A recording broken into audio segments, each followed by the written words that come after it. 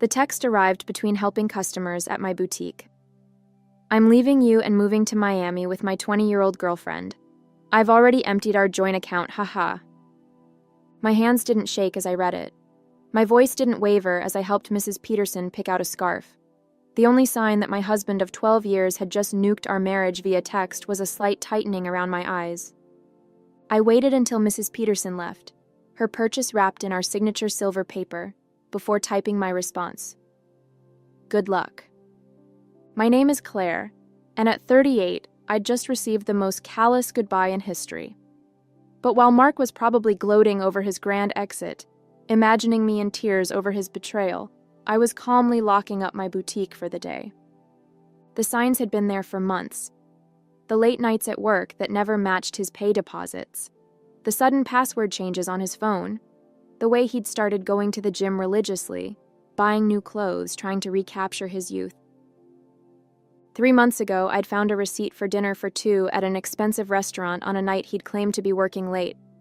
That same evening, I'd opened a separate bank account at a different bank.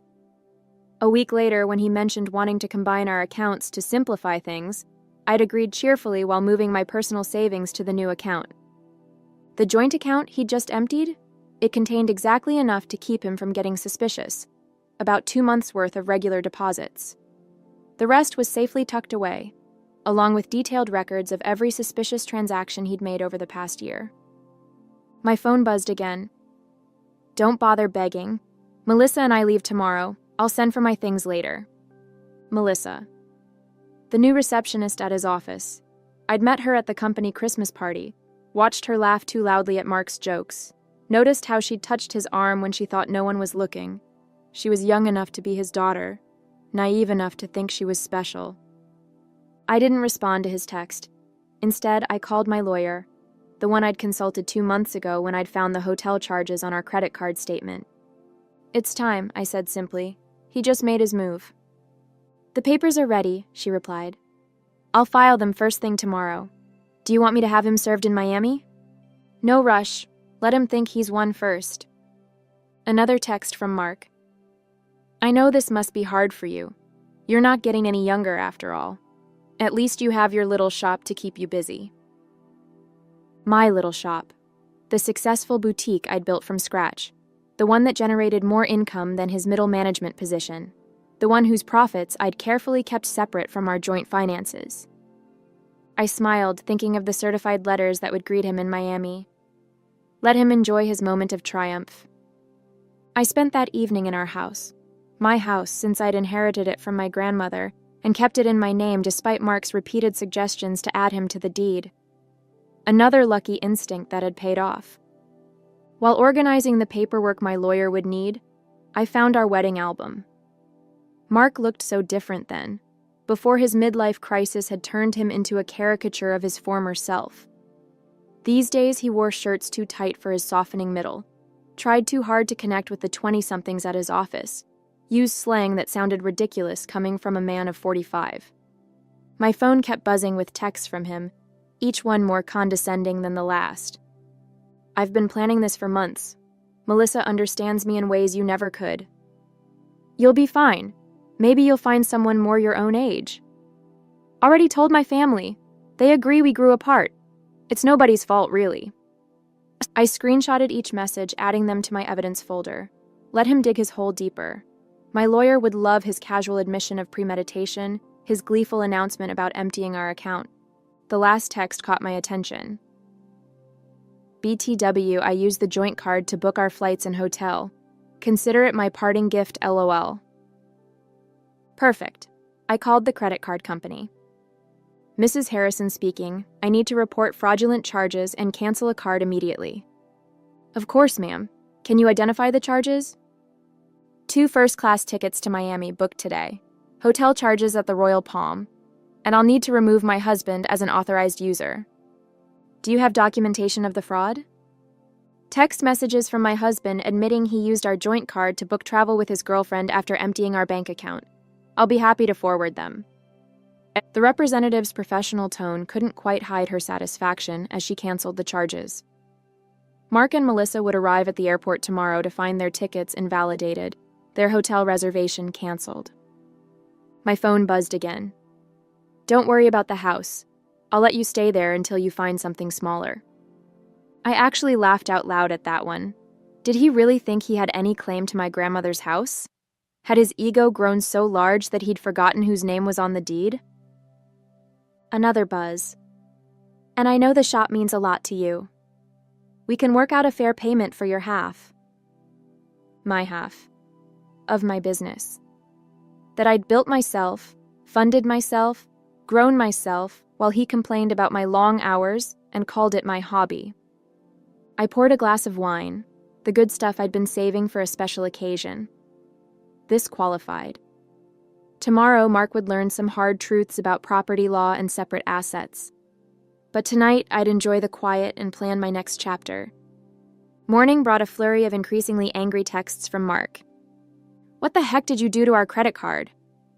The airline won't honor our tickets. The hotel canceled our reservation. Answer me. I silenced my phone and headed to my boutique. Friday was always our busiest day, and I had a new shipment of designer handbags to unpack. Life goes on, even when your husband runs off with a receptionist young enough to be his daughter.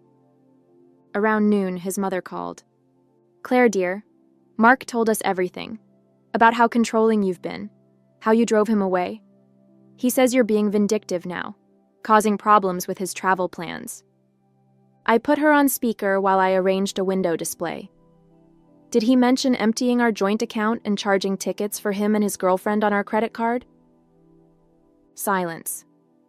Then, well, he said you left him no choice, that you'd been cold and distant. Barbara, I have his texts. Would you like me to read them to you? The one where he bragged about taking our money? Or maybe the one where he mocked my age? Another pause. He did seem a bit cruel. I told him that text message was inappropriate. I appreciate the call, Barbara. I've always liked you, but I think it's best if we end this conversation now. My lawyer has advised minimal contact with Mark's family during the proceedings. Proceedings? Already? Goodbye, Barbara. By late afternoon, Mark's sister Amanda was spreading family gossip through mutual friends. Apparently, Mark and Melissa were stuck at a budget motel near the airport, their Miami dreams temporarily derailed. He'd tried using his personal credit cards, but those had been maxed out for months. Another red flag I'd noticed. My lawyer called with an update. The emergency hearing is scheduled for Monday. Given his admission of emptying the joint account and the documented credit card fraud, we're in a strong position to freeze all remaining assets. Has he been served yet? Not yet, but he'll get the papers at his new motel address. Speaking of which, his girlfriend's social media is providing excellent evidence. She's been posting about their adventure all day, including some choice comments about you. I smiled, thinking of my own documentation. A year's worth of suspicious charges, hotel receipts, text messages that proved premeditation. Mark had been so focused on his grand escape that he'd never considered I might be watching, waiting, preparing. My phone buzzed with another text. You think you're so smart. But I made copies of all the boutique's financial records. Half that business is mine.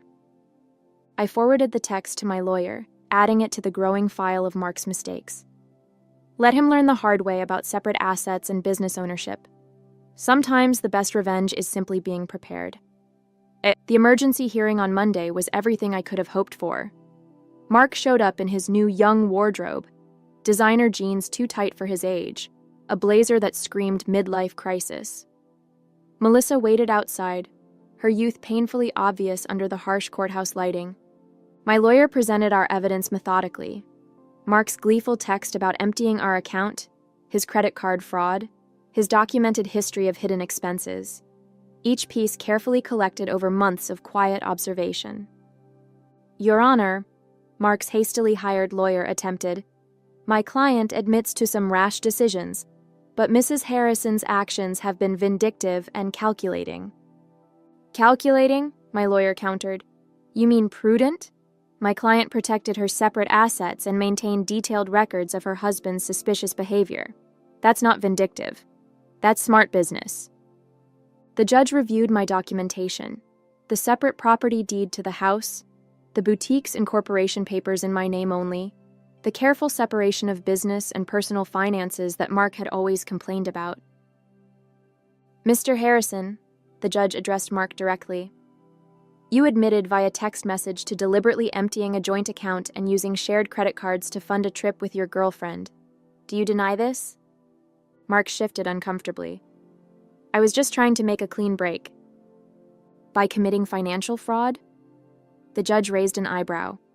And now you're claiming rights to property that documentation shows is clearly separate from marital assets? The business grew during our marriage. Mark's lawyer tried again. My client is entitled to...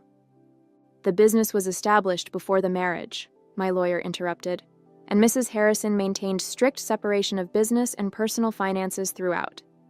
We have documentation of every penny invested and earned. I watched Mark's face as reality started sinking in. He'd thought this would be easy. Empty our accounts, run off with his girlfriend, maybe claim half my business in the divorce. He'd never bothered to understand my insistence on keeping things separate, had mocked my careful bookkeeping as obsessive.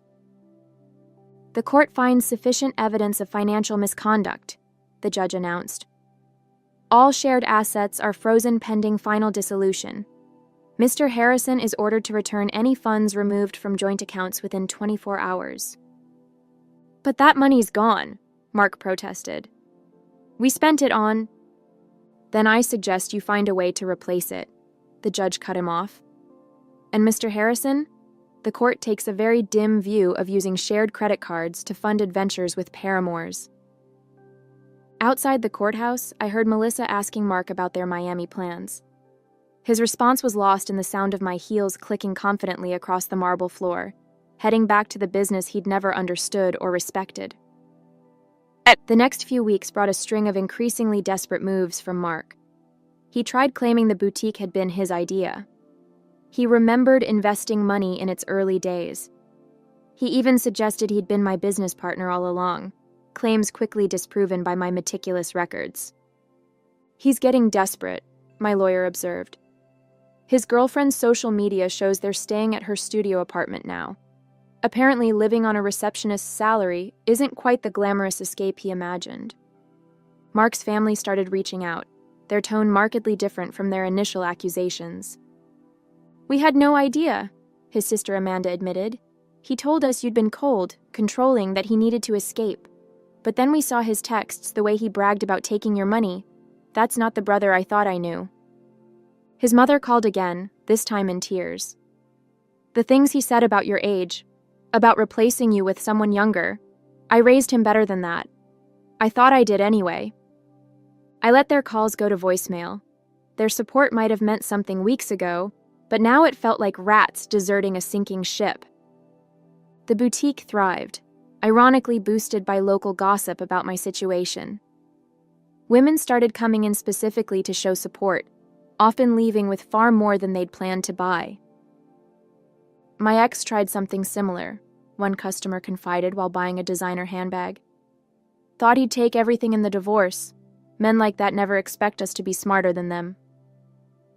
My phone still buzzed occasionally with texts from Mark, his tone swinging between anger and manipulation. You've ruined everything. I never meant to hurt you. You'll regret being so vindictive. Can't we work something out? That business would be nothing without my support. I forwarded each message to my lawyer without responding, let him dig his hole deeper. Through the grapevine, I heard Melissa was having second thoughts. Apparently, sharing her studio apartment with a middle-aged man who couldn't afford his own place wasn't the romantic adventure she'd imagined. The age gap that had seemed exciting during secret hotel meetings felt different in the harsh light of reality. She posted about toxic relationships and learning from mistakes yesterday, my lawyer mentioned during an update call, and removed her relationship status this morning. I almost felt sorry for Mark. Almost. But then I remembered his haha after telling me he'd emptied our account. The casual cruelty of his comments about my age, the way he'd assumed I'd be helpless without him. Instead of pity, I felt something else. Pride. Pride in my foresight, in my quiet strength, in my ability to protect myself while he underestimated me. The final divorce hearing painted a very different picture from Mark's imagined triumph. Gone was his cocky attitude, replaced by barely concealed panic. Melissa was noticeably absent. She'd moved on to a coworker her own age, according to office gossip. Mark had shown up in his old clothes, the designer wardrobe apparently returned to help repay the joint account he'd emptied. His lawyer looked tired, probably from trying to find loopholes in my documented separation of assets. Your Honor, Mark's lawyer attempted one last time. Despite the separate property documentation, my client contributed to the growth of his wife's business through moral support and... Moral support? My lawyer interrupted. Like these text messages belittling Mrs. Harrison's business as a little shop? Or these social media posts calling it her hobby? The judge had clearly seen enough. The final settlement reflected my careful planning. I kept my house, my business, and my separate assets. Mark got his personal possessions and his car, which was worth less than he owed on it. You've destroyed me, he hissed as we left the courthouse. I'll have to move back in with my parents. No, Mark, you destroyed yourself. I just made sure you couldn't destroy me too. His mother was waiting outside, ready to drive him to her house, his new home at 45. The irony of his situation wasn't lost on anyone. The man who'd mocked my age was now living in his childhood bedroom, while I continued running my successful business. You planned this all along, he accused. You knew this would happen. No, I just paid attention, and unlike you, I understood the value of keeping good records. His mother stepped between us. That's enough, Mark. You've embarrassed yourself enough already. As they walked away, I heard her start in on him. Honestly, what were you thinking? A 20-year-old? Emptying bank accounts? Sending those horrible texts? I watched them disappear into the parking lot, feeling nothing but relief. Mark had thought he was writing the ending to our story with that cruel text. Instead, he'd merely set my carefully laid plans in motion. My phone buzzed, not with texts from Mark this time, but with notifications of new orders from my boutique's website. Life was moving forward, just not in the direction he'd imagined. Part 3, Segment 1, 600 words. 6 months after the divorce was finalized, my boutique had expanded to a second location. The irony wasn't lost on me. While Mark struggled to rebuild his life, the little shop he'd dismissed was thriving. I'd hired 3 new employees and launched an online store that was gaining traction nationally. News of Mark's situation trickled back through mutual acquaintances. He'd tried dating apps but found women his age weren't interested in a middle-aged man living with his parents. Younger women, having heard about his history through office gossip, steered clear. Melissa had apparently warned her friends about him, sharing screenshots of his desperate attempts to win her back after she'd left. His career suffered too. The company's HR department had launched an investigation into his relationship with a subordinate, resulting in a formal reprimand. The promotion he'd been expecting went to someone else, someone who didn't have a history of inappropriate relationships with reception staff. He tried to claim age discrimination, Amanda told me during an unexpected visit to the boutique. Said they were punishing him for dating someone younger. HR just added that complaint to his file. I was surprised to see his sister in my store, but her presence spoke volumes about how thoroughly Mark had alienated his own family. I know we didn't support you at first, she admitted, running her fingers over a silk scarf. He played the victim so well, but watching how he handled everything, how he acted afterward, I'm ashamed we ever believed him. My lawyer kept me updated on Mark's continued attempts to challenge the divorce settlement. Each petition was denied, his claims of unfair distribution dismissed, based on the evidence of his own actions. He actually tried arguing that his text about emptying the account was just a joke, she told me, laughing. The judge asked if haha made theft less illegal. The boutique's success brought unexpected validation. Local business magazines wanted to feature my story, not as a scorned wife, but as a savvy businesswoman who'd protected her interests. Young entrepreneurs asked for advice about keeping business and personal finances separate. The best protection is preparation, I told one young woman who reminded me of Melissa. And always trust your instincts. Mark's mother called occasionally, usually after he'd done something particularly self-destructive. He'd tried online gambling, hoping for a quick fix to his financial problems. He'd gotten involved with a pyramid scheme that promised fast returns. Each attempt to recover his former lifestyle just dug him deeper into trouble. I don't know where we went wrong with him, she sighed during one call. His father and I offered to help him get back on his feet if he'd just take responsibility for his actions. But he's still blaming everyone else. You, Melissa, his company, the judge. I listened politely but maintained my distance. Their family drama wasn't my problem anymore. My life had moved forward, filled with plans for a third boutique location and a possible expansion into luxury accessories. The only reminder of Mark's impact on my life was a framed screenshot hanging in my office, his final text before I blocked his number. Have fun with your little shop. At least it'll keep you busy in your old age. Below it sat my latest business award, proof that sometimes the best revenge is simply succeeding on your own terms. 1 year after the divorce, I hosted a grand opening for my third boutique location. The event attracted local media, and the story they wanted to tell wasn't about my failed marriage. It was about a successful businesswoman expanding her brand. Mark's betrayal had become a mere footnote in my success story. During the event, Melissa unexpectedly walked in. She looked younger than ever, or maybe I just felt that much stronger. She shifted uncomfortably, clutching her purse like a shield. I owe you an apology, she said quietly. I believed everything he told me, about how you were cold, controlling, how you didn't support his dreams. Then I watched him try the same manipulation tactics on me when things got tough. I continued arranging a display of designer sunglasses. Those weren't his dreams, Melissa. They were escapes. There's a difference. I know that now. She paused, then added, He tried to move in when you froze the accounts. Thought my studio apartment would be temporary. After 2 weeks of him complaining about the size of my closet and suggesting I take out a loan for a bigger place, I understood what you meant about the difference between dreams and escapes. I actually laughed at that. Let me guess. He had big plans but no way to fund them? Exactly. Everything was going to work out once his investments paid off, once he got that promotion, once his cryptocurrency definitely increased in value. She shook her head. I'm dating someone my own age now. We have student loans and a small apartment, but at least we're building something real. After she left, my assistant manager whispered, Was that the girlfriend? No, I replied.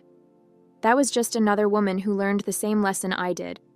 Speaking of lessons, I gestured to a young couple examining our designer handbags.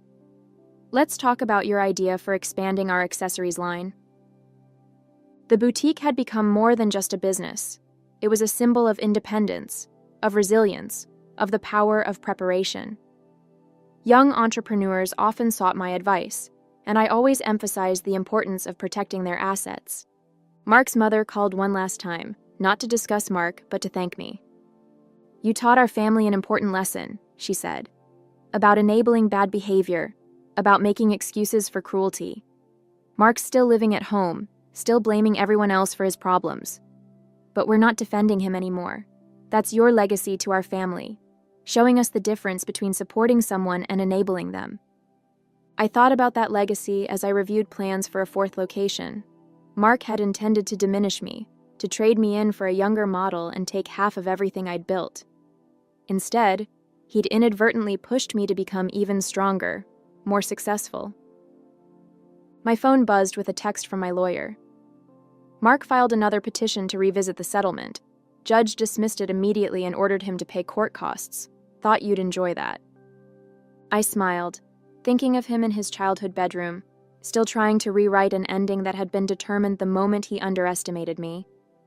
Sometimes the best revenge isn't about getting even, it's about getting better. 2 years after Mark's cruel text message, I received an invitation to speak at a women's business conference. The topic wasn't divorce or betrayal. It was about building and protecting a successful business. My story had evolved from cautionary tale to inspiration. During the Q&A session, A woman asked about keeping business and personal finances separate. My husband says I'm being paranoid, that marriage means sharing everything. My ex-husband said the same thing, I replied, right up until he tried to claim half my business in our divorce. Trust your instincts. Protection isn't paranoia. The boutique chain had grown to 5 locations, each more successful than the last. The little shop Mark had mocked now employed 30 people and had been featured in several national magazines. Through mutual friends, I heard Mark had finally moved out of his parents' house, into a small apartment above a garage. He'd had to take a lower-paying job after his former company downsized, eliminating his position during restructuring. His dating profile still listed him as young at heart, though his profile photo was clearly outdated. Melissa, ironically, had become a regular customer at my original boutique location. She'd earned her business degree and started her own social media consulting company. "You inspired me," she told me once, showing how a woman can build something lasting instead of falling for empty promises. I kept Mark's cruel text message framed in my office, not as a reminder of pain, but as proof of how far I'd come. Below it hung a sign that read, "Success is the best revenge." At the 5-year anniversary celebration of my original boutique, I stood addressing my employees and loyal customers. The space had been transformed from a single little shop into the flagship store of a thriving business empire. Mark's mother attended, though I hadn't sent her an invitation. She waited until the crowd thinned to approach me. "I saw Mark yesterday," she said, smoothing her designer dress, one she'd bought from my store. "He was talking about his glory days, about the life he could have had. He still doesn't understand that he didn't lose everything in the divorce. He threw it away." I thought about that text message, his casual cruelty, his assumption that I would crumble without him, how he'd expected me to beg, to break, to prove him right about my desperation. Instead, I'd built something stronger than before. Each new boutique location was a testament to what women could achieve when they stopped dimming their light for insecure men. The young saleswoman I'd hired last month, coincidentally also named Melissa, came over with a question about the new inventory system I'd implemented. As I explained the process, I caught a glimpse of my reflection in the store window. I saw what Mark had failed to see 5 years ago. Not a woman getting older, but one getting wiser, stronger, more successful. His cruel text message had meant to be an ending.